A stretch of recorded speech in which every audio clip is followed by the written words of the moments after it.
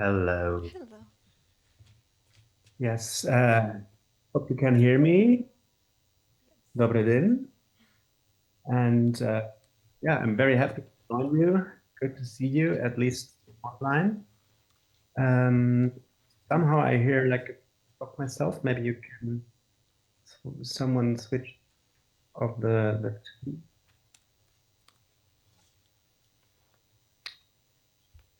Hello? Oh yeah, it's still hear myself in a double echo, which is not so helpful. Okay, I tried to. Yeah, that's better now. Okay, much better. Thank you. Yeah, thanks for having me, and also thank you, Slavomir and Ala, for your very inspiring talks and reminding for the necessity for experiments and constructing a future, an aesthetic future. I think it's something which is very urgent to still have a positive tale of what's coming and constructing a vision of an utopian vision of a future which is nevertheless positive and yeah, building something instead of destroying. I'm going to talk about three of my pieces as well, and also showing some of my aesthetics, and I think it connects very well to what we heard so far, but also in a different way. I'm starting with a piece of mine, which also will be presented in the concert. And yeah, you got a presentation here I made before, but still I want to share my screen with you. So I hope you can see my screen now. So the first piece I'm going to talk about is a piece which is purely electroacoustic. It's called Das Mitleid ist die Geißel der Menschheit, Sheriff, which translates somehow into compassion is the evil of mankind, Sheriff, which is of course a very ironic title. I'm not going into detail about this now, but it's composed in 2008 and will be performed in the concert in your course. And it's actually starting from a digital found footage, which is actually like not well working artifact from the internet, like a digital, including digital glitches. I'm going to play it to you. It's actually the soundtrack of a computer game, which is in MIDI, very old 80s technology. And it was, I downloaded it and it was already corrupted. So it sounded a bit like this.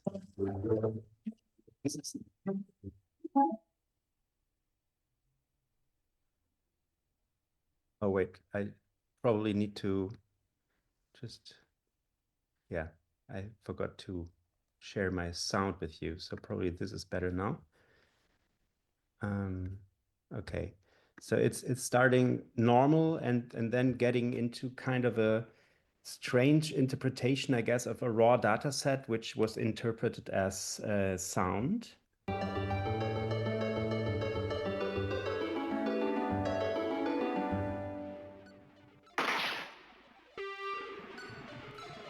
Obviously not supposed to be.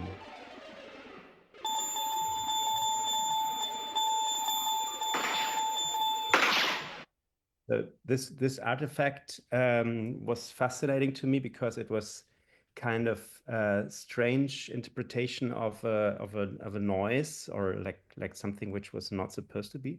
And it's coming twice in the piece. Actually, the whole piece is an electroacoustic piece. I produced it completely from this found footage. And the one version I made out of it, it's playing it in extreme time stretching. So it's very, very slow, and it's going to be like this.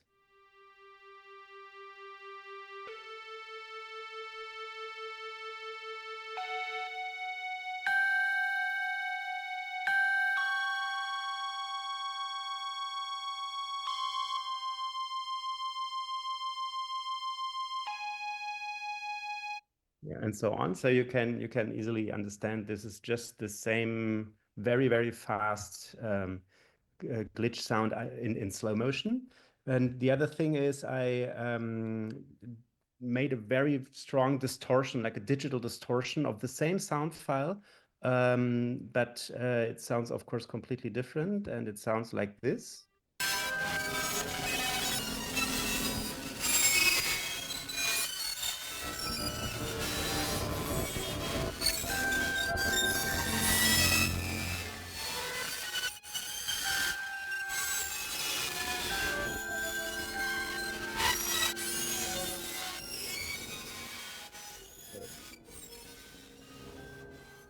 I think you get an impression that it's a very different sound world. And what's very important is that this piece is going to be performed, or is performed in a very special setup. It's on the one hand, it's what you heard in the end, the very distorted sound. It's actually produced in a high-tech setting like this one. It's just an example, but you can imagine this kind of very high-tech speakers surrounding. It's a 4-channel piece, so you hear this very glitchy and very distorted digital sounds in a space of 4 speakers.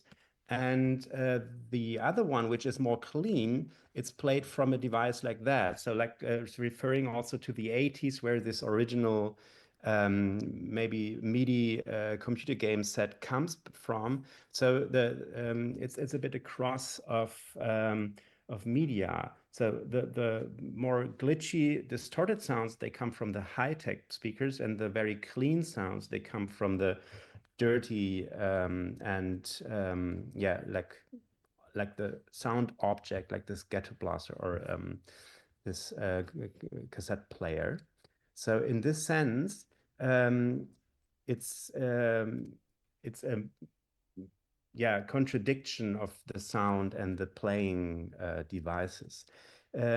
This, of course, comes from a specific tradition. It's called acousmatic music. You can trace it back to the 50s, or it's with Pierre Schaeffer and Pierre Henry, but also with François Bayle. It's a Canadian composer, where you have very special loudspeaker orchestra, like using loudspeakers not only as an clean, perfect room, which I believe it's never neutral. I think it's always has a unique sound color, even if it's a very good loudspeaker.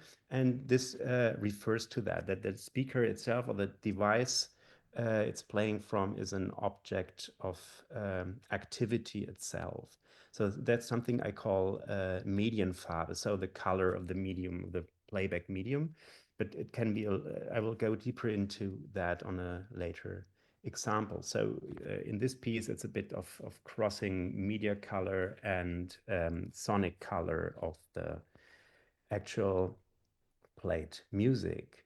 And then there are 2 aspects in the piece I want to go deeper into on 2 other examples of mine. The one is that it's kind of a aesthetic of errors or of glitches, which is important to me, that I think it's beautiful of using not only the perfect, or what we consider very neat and perfect aesthetics, but also like things happening coincidentally, or which we consider being actual mistakes, and like bringing this into a focus where we can hear it differently. And I think it's not only inspiring, but also refreshing for the material you are using. So in this sense, the piece contains 2 of those glitches, or levels of glitches. The one is like the ready-made, the found footage I used, which was in the first place a corrupted file which produced these glitches. But then again, using these digital artifacts in the foreground of the piece. And the other one is also already mentioned by Slavomir, and in a way also by Ala, this context of popular culture.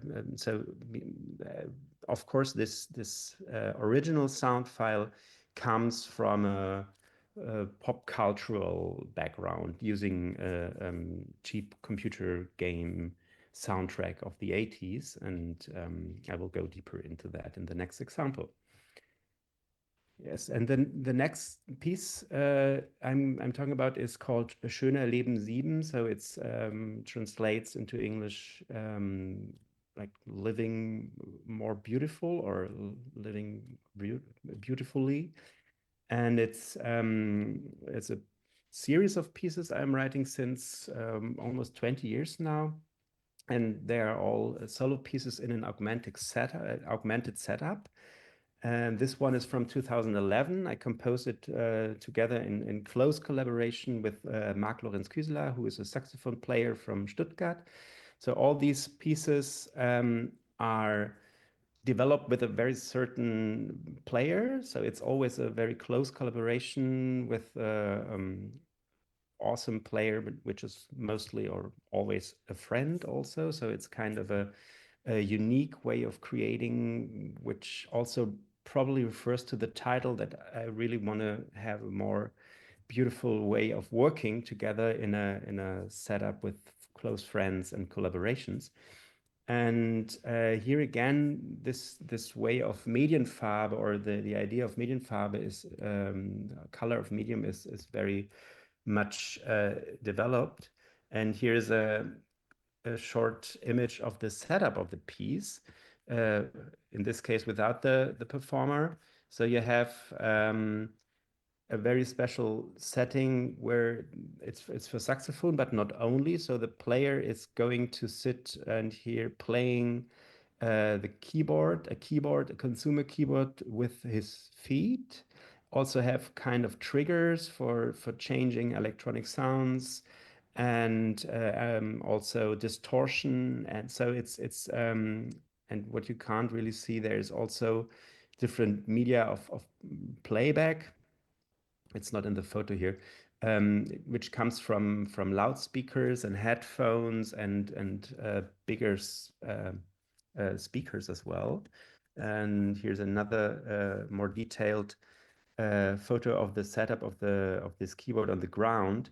It's played with the feet, but obviously it's the preparation is made so that there are actually chords possible to play with the feet, like self-made kind of trashy ways of pedals or sound, like making an organ out of it, basically, or like foot organ. So this setup in the end is played by a performer with two saxophones at the same time, more or less, and all these things on the ground and different objects. So part of this piece is also not having different outputs and medium and references sonically. It's also a very special environment. So this kind of augmented instrumentation becomes also kind of a scenery, like it's of course not a music theater, but it becomes a very theatrical environment, of course, when you in this case also with the light and the curtain in the background makes it even more theatrical.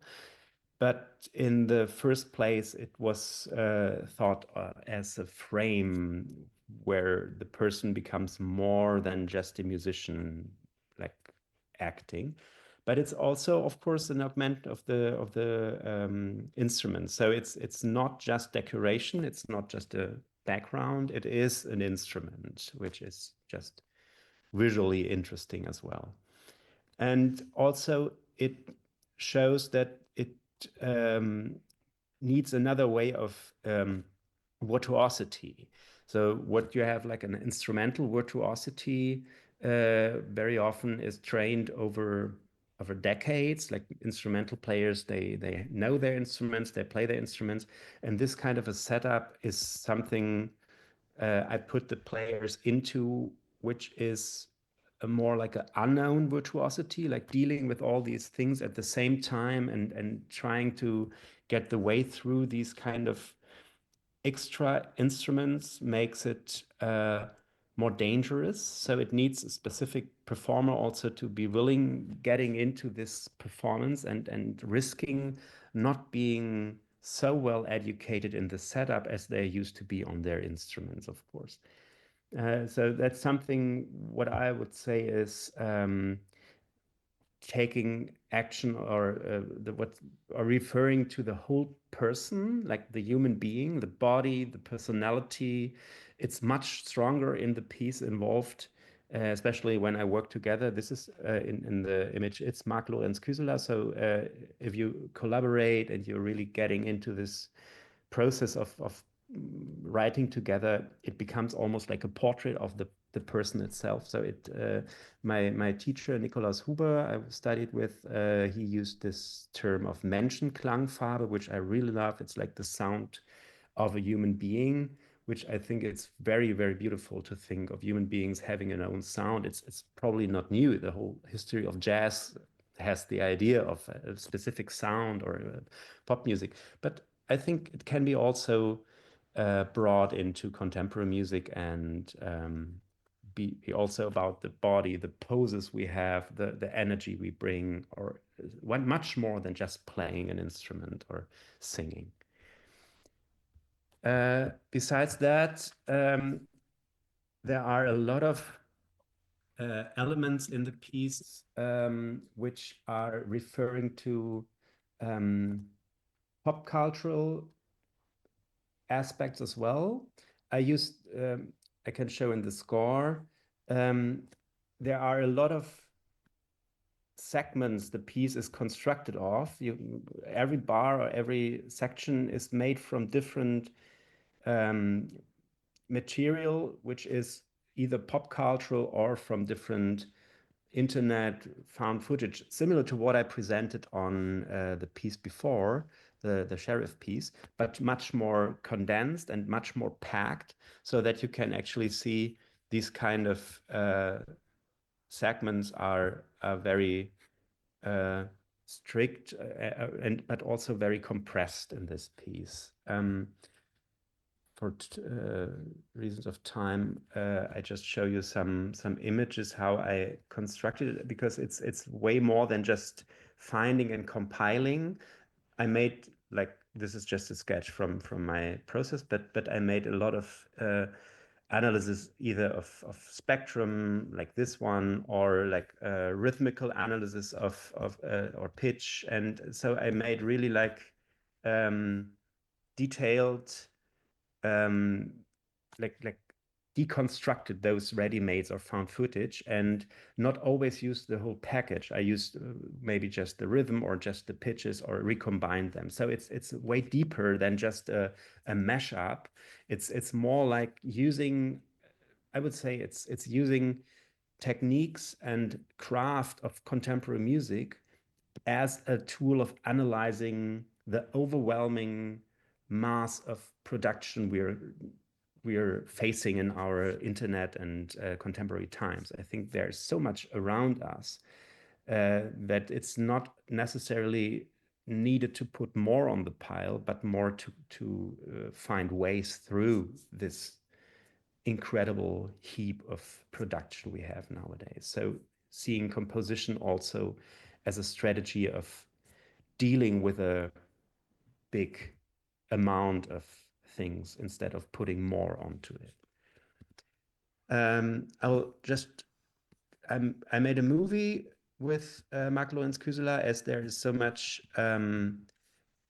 visual things going on, and I will just play an excerpt from this movie we made. You can see this is also where the still came from I showed to you. So this is a short segment from Schöner Leben 7 with Mark Lorenz Küseler.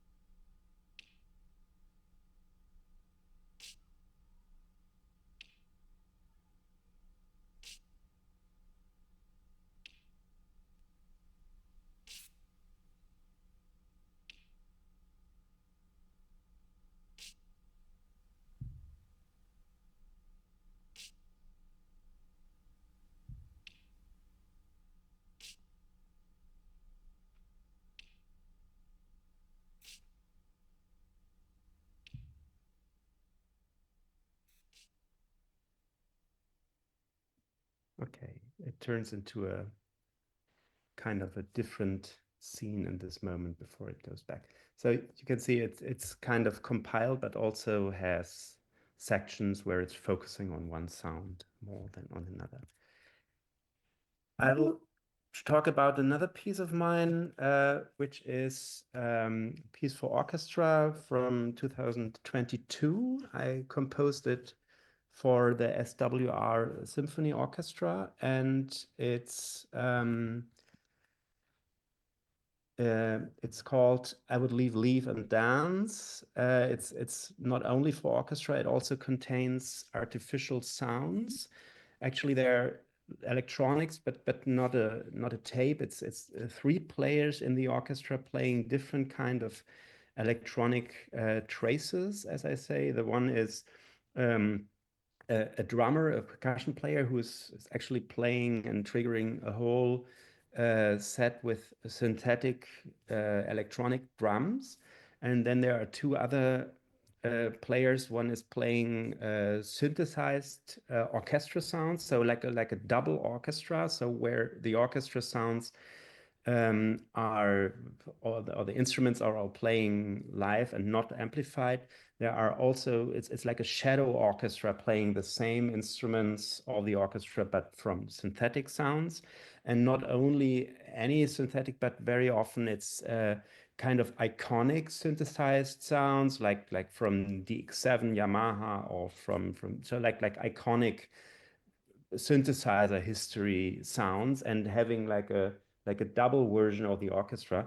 And then there's a third player playing also very artificial electronic sounds, like noise sounds, sine waves, very basic, but also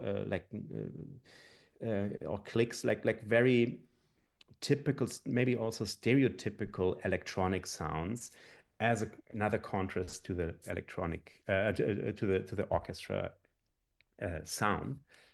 And it's again a lot of those pop cultural backgrounds I try to merge with the orchestra. So finding really a balance. It's not making the orchestra and pop music ensemble or a band, but also not like being too shy and just having every now and then like a little pop reference. I really want to balance both worlds in a way which is not predictable.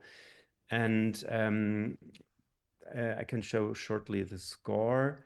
So this is how it looks. In the middle there is three percussion player, and the middle one is the one with the electronic sounds.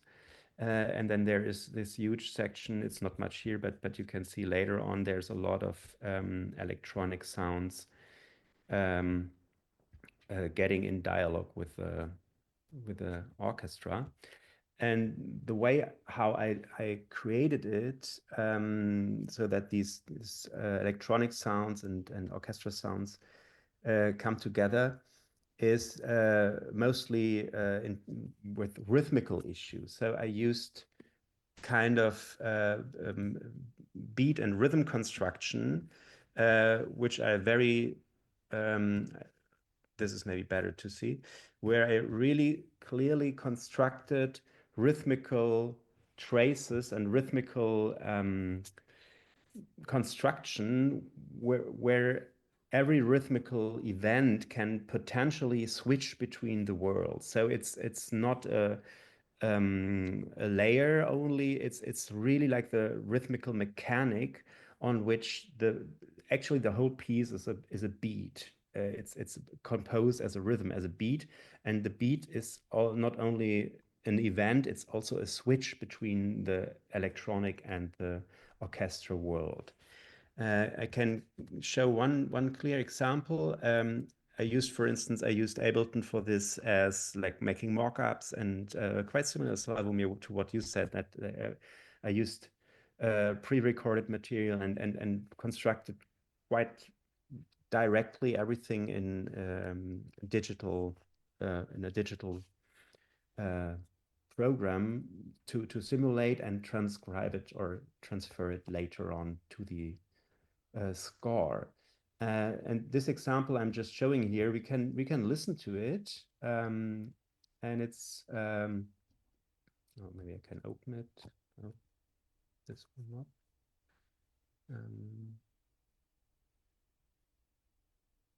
So we can listen to this one. It's this.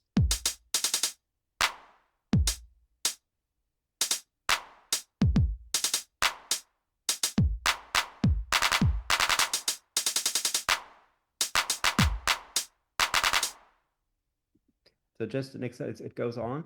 It's not the sound coming, it's just the construction sound. So this is just for me to hear, okay, I want to have a rhythm which is almost a beat, and you can clearly hear there is a beat construction, but it's loose, and it's kind of not predictable. It's not so well known, but it's also not known. So it's something in between. And this section I just played in the orchestra piece sounds.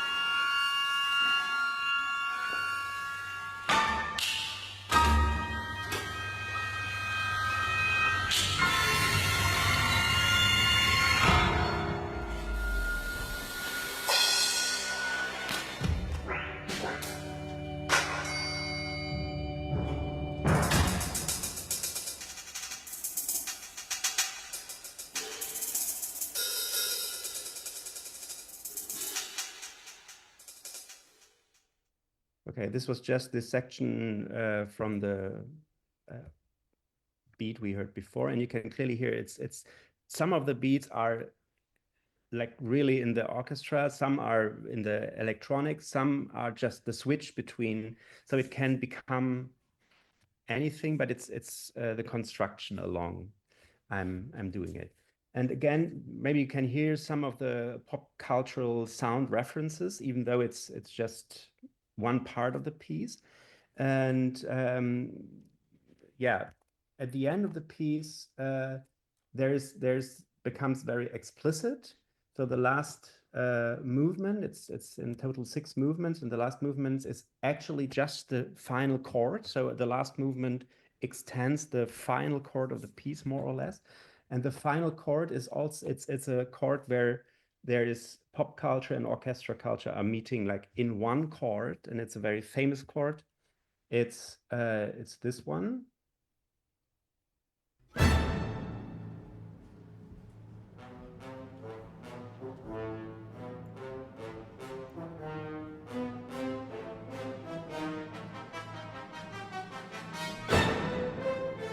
Probably know this one. It's from Igor Stravinsky Firebird Suite. And why is this a very unique chord? I mean, just because of Stravinsky, that's of course a big reason, and Stravinsky is a very famous, and the piece is also a very famous piece. But it turned out to be one of the most famous samples in pop and hip hop history. Slavomir is already nothing. It's exactly this one as a sample. It became a very famous hip-hop sample, as you can hear, for instance, in Planet Rock by Afrika Bambaataa, for instance, a very early hip-hop track. And it's using this sample from Stravinsky, which came to hip-hop with a Fairlight synthesizer in 1979. It got into pop music. You can hear it clearly here. Yeah, just hit me. Just taste the funk and hit me. Just get on down and hit me.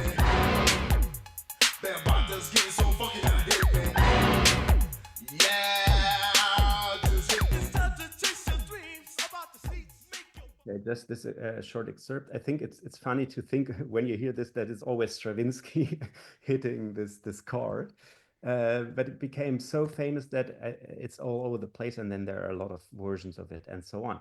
So I decided to use this original Stravinsky and combine it with a sample and doing like the final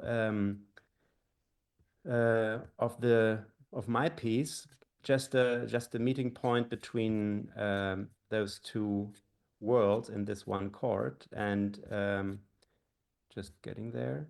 Just a second, and I play it to you. It's the idea is that they mix and alternate between live played and sampled, and they both sink down and getting deeper and stretched, like in a sample technique. So, which is performed live. It at the end sounds like this. Oh, where is it? Yeah.